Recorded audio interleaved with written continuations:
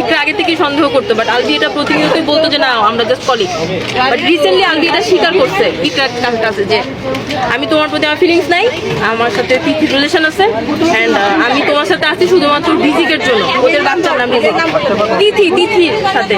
আগের দিন ইকরা ফোন দিয়ে বলতেছে যে আমি ভিডিও কল করছিলাম, রিজিকের শরীরটা খারাপ, রিজিক ওর পাপার সাথে কথা বলতে চাই, ও ফোনটা পিক করতেছে না। তখন হচ্ছে ইকরা অনেক কান্নাকাটি করতেছিল যে ওই মেয়ের সাথে আসছে, আমি জানি ও কোন রুমে আছে, ডিলাক্স রুম সবই। বার্থডে তো ওই দিন আবার ওই মেয়ের বার্থডে ছিল, ওই মেয়ের বার্থডে সেলিব্রেট করার জন্য আলভিওকে নেপালে নিয়ে গেছে, অ্যান্ড ইকরা এগুলো সব জানে।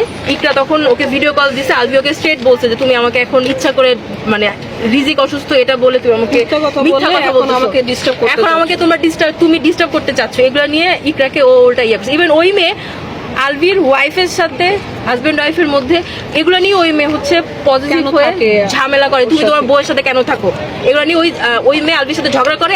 আলভি আবার ওইটার স্ক্রিনশটও আছে, ইকরার ফোনে সবকিছু স্ক্রিনশট আছে, ও আমাদেরকে গ্রুপে অনেক সময় স্ক্রিনশট পাঠিয়েছে, দেখ ওরা এই করতেছে সবকিছু, ইচ এন্ড এভরিথিং।